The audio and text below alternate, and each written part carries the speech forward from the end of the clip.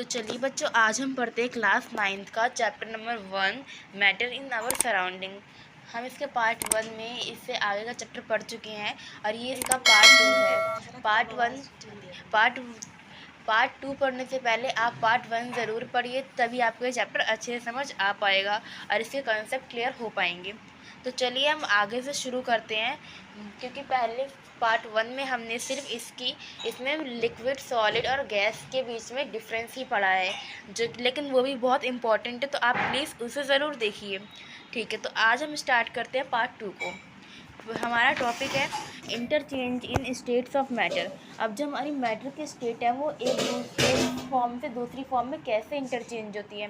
For example, solid कैसे change होता है लिक्विड में और लिक्विड कैसे चेंज होता है गैस में, हम इसके बारे में पढ़ेंगे। ठीक है, तो हम स्टार्ट करते हैं।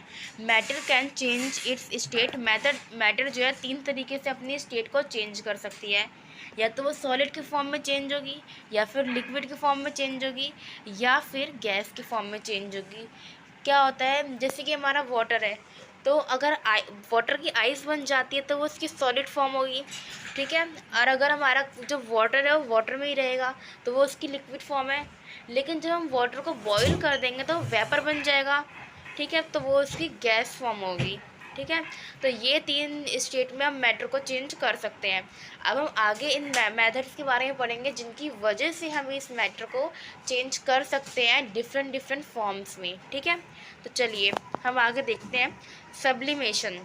सब्लिमेशन में हमारा क्या होता है, द चेंज ऑफ, जो सॉलिड है वो डायरेक्टली चेंज होता है हमारे वेपर्स में। ठीक है, जब हम सॉलिड को हीट करते हैं तो वेपर्स में चेंज होता है। फॉर एग्जांपल कैम्फर को हिंदी में कपूर कहते हैं।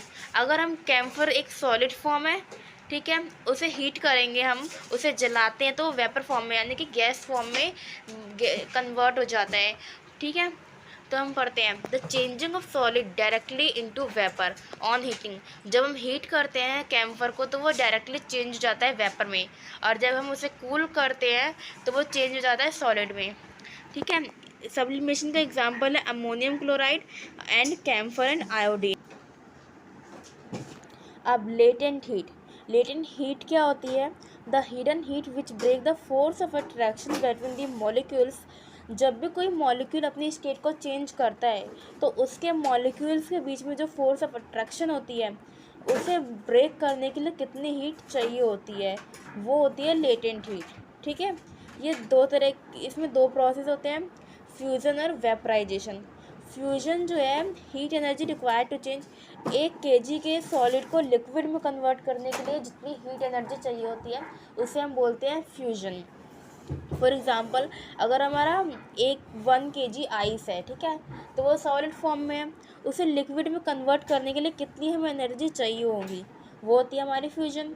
वेपराइजेशन क्या होती है कि heat energy required to change 1 kg of liquid to gas. Atmospheric pressure पे किसी लिक्विड को गैस में कन्वर्ट करने के लिए, किसी 1 किलो के लिक्विड को गैस में कन्वर्ट करने के लिए कितनी हीट एनर्जी चाहिए होती है। फॉर एग्ज़ाम्पल, 1 kg वाटर को तो हम लीटर में नापते हैं, तो 1 लीटर वाटर को गैस में कन्वर्ट करने के लिए कितनी एनर्जी हमें चाहिए होती है, वो होती है हमारी वेपराइजेशन। ठीक है, तो आगे हम पढ़ते हैं इवापोरेशन एंड बॉइलिंग पॉइंट। ठीक है, particles of matter are evaporation क्या है, जैसे कि हमारा जो सॉल्ट है,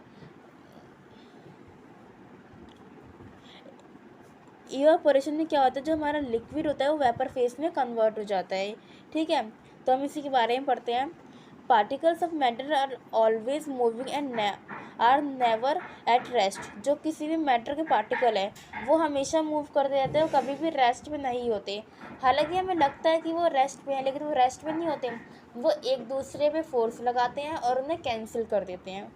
ठीक है, at a given temperature in any gas, liquid और solid, there are particle with different amount of kinetic energy.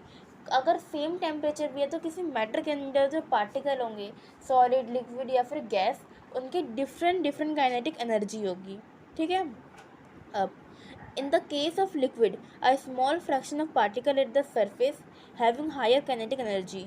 Liquid के केस में जो पार्टिकल सरफेस पे होंगे उनकी काइनेटिक एनर्जी ज़्यादा होगी, is able to break away from the force of attraction of the particle, और वो उनका जो फोर्स ऑफ अट्रैक्शन है वो टूट जाएगा और वो वेपर में कन्वर्ट हो जाएंगे। इस फिनोमिना को हम इवापोरेशन कहते हैं। This phenomena of change of a liquid into vapour, किसी टेम्परेचर पे, कोई टेम्परेचर है बॉइलिंग पॉइंट से कम टेम्परेचर हो, उस टेम्परेचर पे जो जब लिक्विड कन्वर्ट होता है वेपर फेस में, तो इसी को हम इवापोरेशन कहते हैं। ठीक है। अब फैक्टर अफेक्टिंग इवापोरेशन, इवापोरेशन किन किन फैक्टर पर डिपेंड करता है। ठीक है। तो जो रेट ऑफ इवापोरेशन है, अगर हम सरफेस एरिया को बढ़ा देंगे तो इवापोरेशन भी बढ़ जाएगा। फॉर एग्जांपल जब हम छतों पे कपड़ों को डालते हैं सूखने के लिए, तो कपड़ों में क्या होता है, लिक्विड होता है, पानी होता है, वो कन्वर्ट हो जाता है हमारी वेपर फॉर्म में और वो एयर में चला जाता है। तो अगर हम कपड़ों को ज़्यादा खुला खुला फैलाते हैं, ज़्यादा इवापोरेशन होता है और बहुत जल्दी कपड़े सूख जाते हैं, क्योंकि ज़्यादा लिक्विड उसमें से इवापोरेट हो पाता है। ठीक है। तो यही एग्जांपल है कि जैसे जैसे हम सरफेस एरिया बढ़ाएंगे वैसे वैसे इवापोरेशन ज़्यादा होगा। अब अगर हम एक कपड़े के ऊपर दूसरा, दूसरे के ऊपर तीसरा, सरफेस एरिया को कम करते जा रहे हैं तो कपड़े देर में सूखते हैं। तो इसका यही कारण है क्योंकि इवापोरेशन कम हो पाएगा। ठीक है। तो आई होप कि आपको एग्जाम्पल बहुत अच्छे से समझ आया होगा। सेकंड देखते हैं हम, with the increase of temperature more number of particle get enough kinetic energy to go into vapor phase state।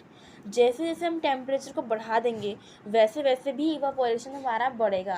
For example जैसे कि कोई भी गीली चीज़ है, लकड़ी है, कोई भी गीली चीज़ है मान लेते हैं हम। ठीक है। उसमें अगर हम टेम्परेचर को बढ़ा देंगे तो इवापोरेशन हमारा बढ़ जाएगा। ठीक है। अब थर्ड है ह्यूमिडिटी इज अमाउंट, ह्यूमिडिटी होती है हमारी एयर में कितने वाटर के वेपर प्रेजेंट है। ह्यूमिडिटी का मतलब होता है नमी, कि हमारी जो एयर है उसमें कितना मॉइस्चर है और कितना नहीं है। ठीक है। The air around us can not hold more than a definite amount of water vapour eight a given temperature.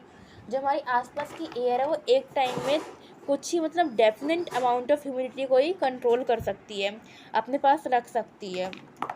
ठीक है। If the amount of water in air is already high, अगर हमारी एयर में ह्यूमिडिटी ज़्यादा है तो evaporation जो है कम हो जाएगा। फॉर एग्जांपल ठंडी के दिनों में जो हमारी एयर होती है उसमें मॉइस्चर बहुत ज़्यादा होता है। मॉइस्चर का मतलब होता है ह्यूमिडिटी, तो नमी बहुत ज़्यादा होती है, जिसकी वजह से कपड़े जो है बहुत धीरे सूखते हैं, बहुत ही देर में सूखते हैं। वो इसी कारण क्योंकि हमारी एयर में नमी बहुत ज़्यादा है और ज़्यादा नमी की वजह से जो इवापोरेशन है वो कम हो जाता है। ठीक है। इसका फोर्थ पॉइंट है विंड स्पीड। विंड स्पीड का मतलब होता है कि हवा कितनी तेज़ चल रही है, जितनी ज़्यादा हवा होगी उतनी ही ज़्यादा इवापोरेशन होगा। जैसे कि हम देखते हैं कि जितनी ज़्यादा हवा चलती है कपड़े ज़्यादा आसानी से सूखते हैं, क्योंकि जो हमारा लिक्विड है, हमारे वाटर ड्रॉपलेट्स हैं कपड़ों में से, वो जल्दी कन्वर्ट होते हैं वेपर फेस में। ठीक है। तो ये कुछ फैक्टर थे जो कि इवापोरेशन को अफेक्ट करते थे। ठीक है। तो ये आपके पेपर में ज़रूर आते हैं, इन्हें अच्छे से पढ़िए और याद करिए। अब हम देखते हैं इवापोरेशन कॉज कूलिंग। ठीक है। तो इसमें हम पढ़ते हैं the particle of liquid absorb energy from the surrounding to regain the energy loss during evaporation. अब इवापोरेशन के दौरान क्या हुआ था, लिक्विड कन्वर्ट हुआ था वेपर में, लेकिन जब हम कूलिंग कर देंगे तो वापस जो वेपर था वो लिक्विड में कन्वर्ट हो जाएगा। तो हमें वही करना है। तो इसमें क्या लिखा है, जो पार्टिकल है लिक्विड के वो एनर्जी को एब्जॉर्ब करेंगे अपने सराउंडिंग से और रीगेन कर लेंगे अपनी ओरिजिनल पोजीशन को, जो भी उन्होंने इवापोरेशन के दौरान खोया था, यानी कि अपनी लिक्विड स्टेट में आ जाएंगे। ठीक है। अब हम evaporation versus boiling point, evaporation और बॉइलिंग पॉइंट के बीच में डिफरेंस को पढ़ेंगे। ठीक है। तो हम देखते हैं boiling is a bulk phenomena. जो बॉइलिंग है वो बल्क फिनोमिना है। जो पार्टिकल होते हैं बल्क के ऑफ द लिक्विड चेंज, जो पार्टिकल होते हैं बल्क के, उनका जो लिक्विड चेंज हो जाता है वेपर स्टेट में। ठीक है। अब इवापोरेशन में क्या होता है, एक सरफेस फिनोमिना है। जो particle from the surface gain enough energy to overcome the force of attraction present in the liquid and change into vapour state. क्या होता है, बॉइलिंग में अगर हम पानी को उबालते हैं, बॉईल करते हैं, तो पानी जो अंदर का पानी है वो भी बॉईल होता है, लेकिन इवापोरेशन में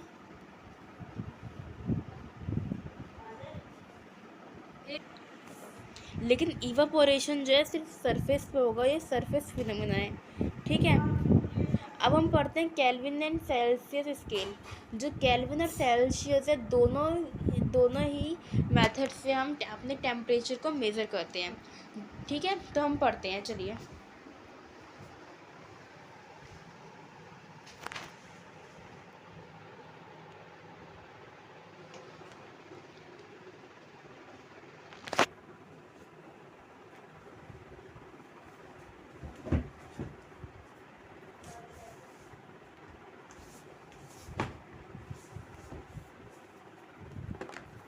तो हम देखते हैं केल्विन जो है एसआई यूनिट है टेम्परेचर की। 0 डिग्री सेल्सियस का मतलब होता है 273.16 केल्विन। ठीक है, तो 0 डिग्री सेल्सियस को हम 273 केल्विन भी लिख सकते हैं। ठीक है, तो जो एसआई यूनिट होती है हमारी टेम्परेचर की वो केल्विन होती है। ठीक है, अगर हमें केल्विन में टेम्परेचर को मेज़र करना है तो हमें 0 डिग्री प्लस में 273 करना पड़ेगा। ठीक है, अब थर्ड पॉइंट है Kelvin scale of temperature has always positive sign. जो केल्विन स्केल होता है टेम्परेचर का, उसका हमेशा पॉजिटिव साइन होता है।